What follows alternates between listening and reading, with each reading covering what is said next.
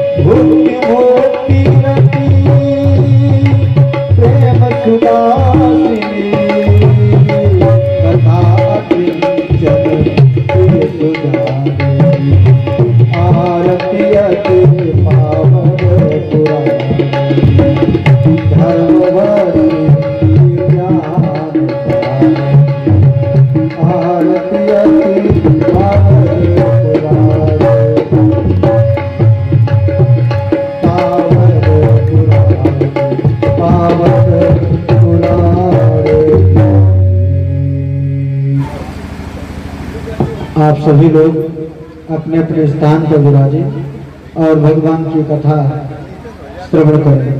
हमारे महाराज श्री के मुखारविंद से जय श्री राम, जय श्री राधे, जय श्री श्याम। भक्तजनों के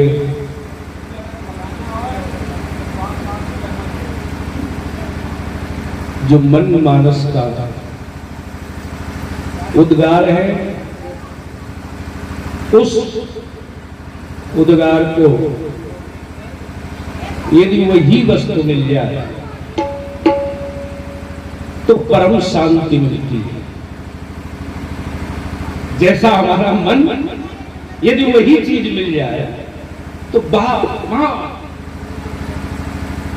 तो श्रीमद् भागवत के महात्मा की कथा कल आपको बताई, 6 अध्याय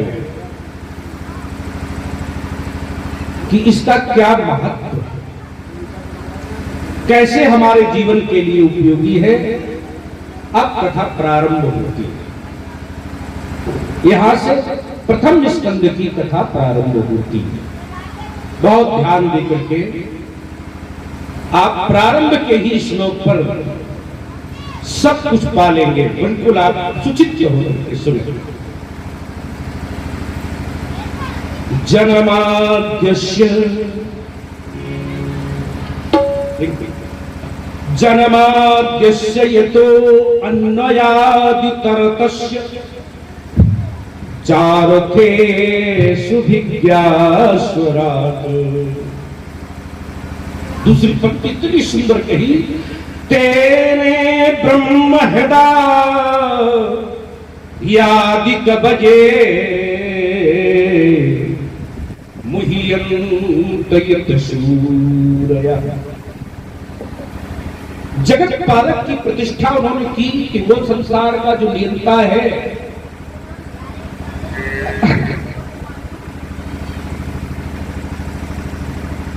वो एक ब्रह्मांड नायक नहीं, अनंत ब्रह्मांड नायक। अनंत मान जिसका कोई अंत न हो, संख्या गिनी ही न जा सके। उस अनंत ब्रह्मांडों की व्यवस्था देखने के लिए वो अनंत स्वरूप धारण करता है। अनंत गुण वेद प्रकट हुए उसकी श्वास से। उन्होंने पूछा कि महाराज जी आपका गुणगान करें? करो। गुणगान लिखते लिखते वेद थक गया और अंत में उसने कह दिया, नेति नेति जहि वेद निरूपा। किसको? निजानंद। बस इस पर ध्यान दीजिए। निजानंद निरूपाधि निरूपा आत्मलाभ। बस अपने में ही आनंद। न उसका कोई सजातीय है, न उसका कोई विजातीय है।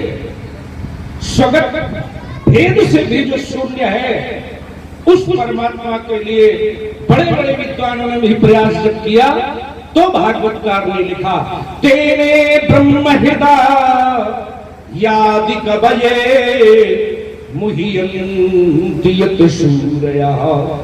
बड़े बड़े विद्वान मोहित होते हैं उसके विषय में जानने के लिए, लेकिन क्या वो जाना नहीं जा सकता? जाना जा सकता है, जानने में आता है। श्वेताश्वर महान मुनि हुए, उन्होंने कहा मैंने जाना। किसको? जिसे वेद नहीं जानते उसे तुमने कैसे जाना? बोले मैंने जाना। भाई उसको जानने के लिए उसकी ही बुद्धि, उसकी ही कृपा, उसका ही मन, उसकी ही दया जब आती है हृदय में, तब तेने ब्रह्म हृदय यादिक बजे। उसी ने ब्रह्मा के हृदय में बैठ करके जब वेदों का ज्ञान दिया, तब ब्रह्मा ने जाना कि अरे वेद का ये मतलब है। वेद का मतलब ब्रह्मा भी नहीं जान पाया जब, तब भगवान ने बताया कि वेद का ये मतलब है। और जब जाने तब फिर तो मान ही जाता है, व्यक्ति जानता है।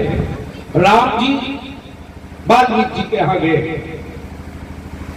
और उन्होंने पूछा कि महाराज जी मैं कहाँ रहूं? उनका अच्छा मुझसे पूछे, मुझसे पूछते हो। वो तो कभी कभी भक्तों के सामने भी अज्ञान बन करके प्रस्तुत होता है। राम जी ने पूछा कहाँ रहूं? तो उन्होंने पूछा कि हम आपसे पूछते हैं। पूछहु मोई कि रहूं कहाँ, और मैं पूछत सक जाऊं, और जहां न हो तहां देव कहे, और तुम्हें दिखाऊं ठाऊं। वही मैं दिखा दूं जहां तुम न हो, वो स्थान तो दिखाओ प्रभु जहां तुम न हो, क्योंकि वो तो कण-कण में व्याप्त है, सर्वत्र व्याप्त है। उस सर्वव्यापक सर्वत्र व्यापक प्रभु के विषय में महाराज श्री ने जब ये पूछा तो भगवान निरुत्तर हो गए। लेकिन उन्होंने कहा राम स्वरूप तुम्हार आगम अगोचर बुद्धि पर, अविगत अकथय अनूप, और नेति नेति जहि निगम बद। अरे वेद भी नहीं जानते और आपके स्वरूप को जान कौन सकता है? लेकिन कहा तुरंत उन्होंने निर्णय भी दिया क्या कि सो जानई और जही देव जनाई, जानत तुम्हें हुई जाए। जिस पर वो कृपा कर दे और जिसको वो जना दे, बस फिर वो जानते ही उनका हो जाता है। किसको जनाया? सूरदास जी को जनाया। गड्ढे में गिरे हुए उबर नहीं पा रहे थे, पुकार ही रहे थे कि कोई आए, और वो आया। उसने हाथ डाल करके निकाला और फिर उनसे सूरदास जी ने कहा कहां जा रहे हो? पूछा क्यों? अरे बोले मैं तुम्हें जान गया हूं, तुम कौन हो? बोले अच्छा जान गए हो तब तो ठीक है, तो हाथ तो छोड़ो। कहा नहीं नहीं हाथ नहीं छोड़ेंगे। भगवान ने जबरदस्ती हाथ छुड़ा दिया, छोड़ा और चल दिए। तो सूरदास जी ने एक बात बढ़िया सुंदर सी कही कि बाह छुड़ाए जात हो, और निबल जान के मुंह, लेकिन हृदय ते जब जाओगे तो मर्दो तो ये मर्द बदूंगो। जानने के लिए हम तुम्हें जान गए, तुम मुझसे जा सकते हो, शक्तिमान हो, इसलिए चले जा रहे हो। लेकिन जब मुझे छोड़ दोगे या मुझसे छूट जाओगे तो मैं तुम्हारी सराहना करूंगा। यही बात दूसरों ने पूछी। सूरदास जी तुमको तो वो मिला है, हाँ मिला है, तो बताओ।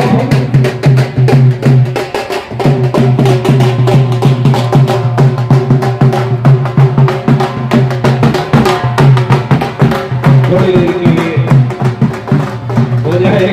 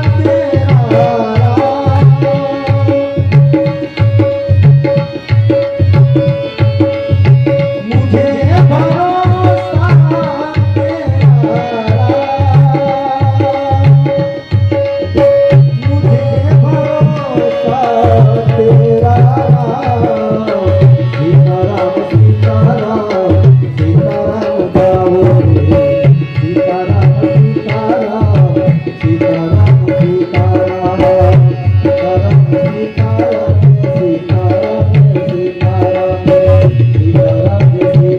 सीताराम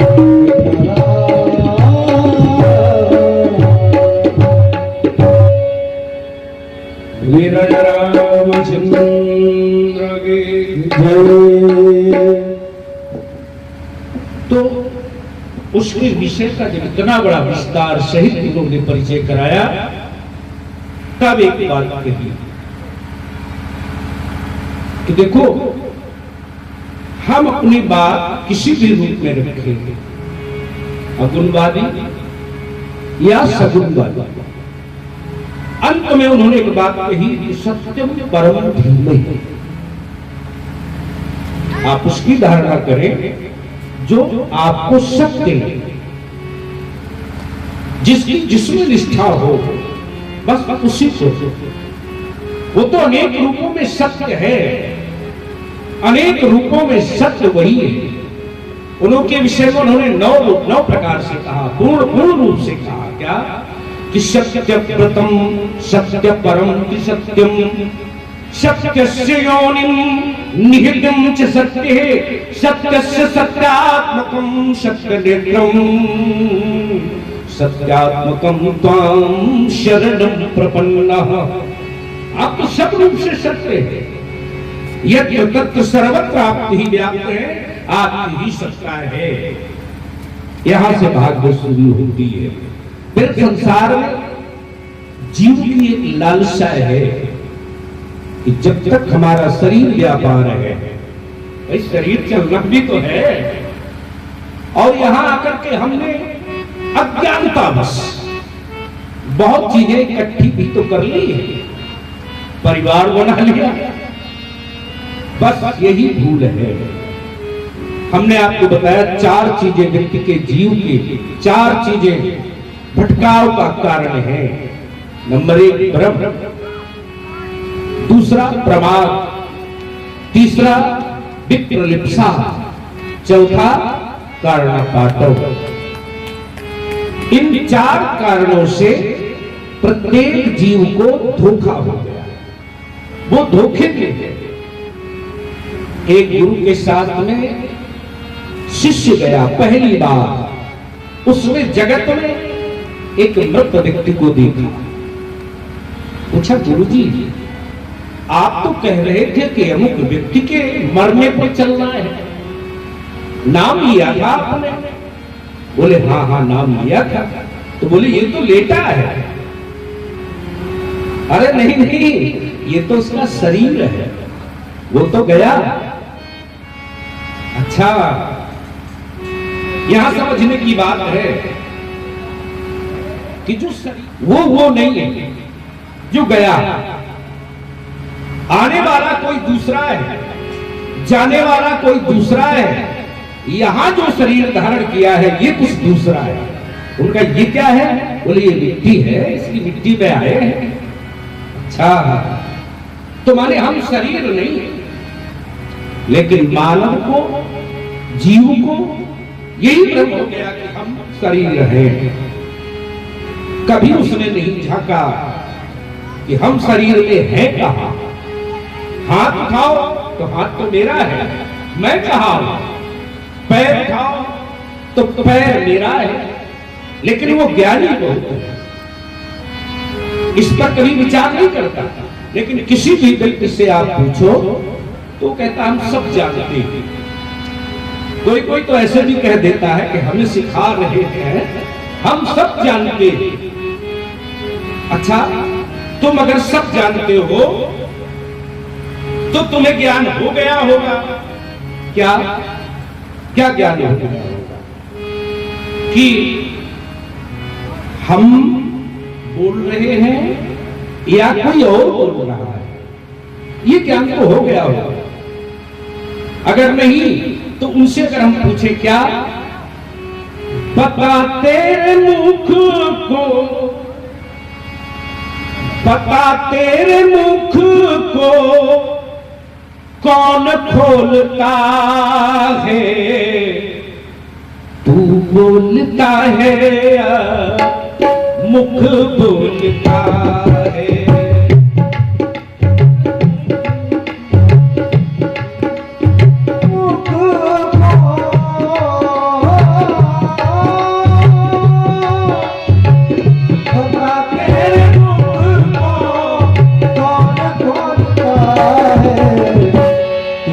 बोलता है या मुँह बोलता है, तू बोलता है या मुँह बोलता है।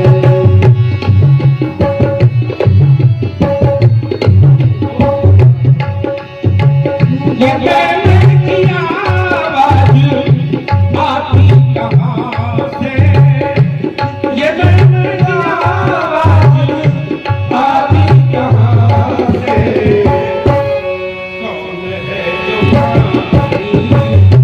आती कहाँ से, कौन है महावाणी आती कहाँ से, कौन है वाणी आती जहाँ से, कौन है वाणी आती जहाँ से। बता तेरे मुख में, बता तेरे मुख को कौन बोलता है, तू बोलता है या तू बोलता है, तू बोलता है या तू बोलता है। पैर तुम खुद हो या पैर है तुम्हारे, पैर तुम खुद हो या पैर है तुम्हारे, पूछ पूछ करके ये तुम बता रहे, पूछ पूछ करके समझा प्यारे, पूछ पूछ करके समझा दे प्यारे। तू डोलता है, पैर डोलते हैं, तू डोलता है, तू बोलता है, तू बोलता है, तू बोलता है, तू बोलता है। बता तेरे मुख को, बता तेरे मुख को कौन खोलता है, तू बोलता है या तू बोलता है, तू बोलता तेरा मुँह बोलता है। देख ले तराजू लो आँखों में तेरे, देख ले तराजू जो हाथों में तेरे, देख ले तराजू जो हाथों में तेरे, सोच समझ कर प्यारे उत्तर दे रे, सोच समझ कर प्यारे, सोच समझ कर प्यारे उत्तर दे, सोच समझ कर प्यारे उत्तर दे। हाथ तोड़ते हैं या तू तोड़ता है, हाथ तोड़ते आया, तू तोड़ता है, तू बोलता है, तेरा मुँह बोलता है, तू बोलता है, तेरा मुँह बोलता है। बता तेरे, बता तेरे मुख को, बता तेरे मुख को कौन बोलता है, तू बोलता है, तेरा मुँह बोलता है, तू बोलता है, तेरा मुँह बोलता है, तेरा मुँह बोलता है, तेरा मुँह बोलता है। ये जब पता चल जाए कि अंदर कोई और बैठ करके मेरे शरीर की सत्ता को चलाता है वही मैं हूं। जातस्य ही ध्रुवो मृत्यु जन्म ध्रुवो मृतस्य च। आने जाने वाला तो कोई दूसरा है। इसलिए हमें एक प्रश्न करना चाहिए, क्या कि संसार में रहकर के शरीर सुख के तो साधन बहुत जुटाए, रसना के लिए अच्छे अच्छे भोग, शरीर के लिए सुंदर सुंदर वस्त्र, नेत्रों के लिए सुंदर दृश्य की कामना, विषयों की तरफ तो मन गया। लेकिन एक संत की बात जो इस पुराण के माध्यम से आई वो परमहंस संहिता है। क्या उसने पूछा, पुंसाम एकांततः, बहुत सुंदर बात सुनिए, पुंसाम एकांततः श्रेयस्कन्नाः संसुतमर्हसि। अंततः आप लिख दीजिए जिससे मेरा कल्याण हो जाए, जो मेरी समझ में आ जाए वो बता दो। बस यहां से भागवत शुरू होती है, जहां से आपका कल्याण शुरू होता है। समझने की बात आप समझिए। महाराज श्री कहते हैं कि जहां से श्रीमद् भागवत प्रारंभ होती है, ध्यान से समझिए, जहां से श्रीमद् भागवत प्रारंभ होती है वहां पर महाभारत का अंत है। जगत में प्रत्येक प्राणी के जीवन में बड़ी महाभारत है, वो महाभारत मिट जाए बस समझ लो श्रीमद् भागवत शुरू हो गई। और अंत में आप देखेंगे जहां पर श्रीमद् भागवत खत्म होती है वहीं से महाभारत प्रारंभ होती है। जब आप भागवत में ही होंगे, जब आप ईश्वर की शरण में नहीं होंगे, जब आपको संस्कार नहीं दिए जाएंगे, तब महाभारत प्रारंभ हो जाएगी। पुत्र से सिद्धांत नहीं मिलता, पुत्री अनपेक्षित दिशा की ओर चली जाए, स्त्री की अनपेक्षित आकांक्षाएं हो जाए, बस बिखराव आता है। श्रीमद् भागवत कहती है भगवान शिव के परिवार पर जाइए, देखिए, ध्यान दीजिए, सब अलग अलग आकृति के, गणेश जी हाथी की सूंड लगाए, भीम लगाए।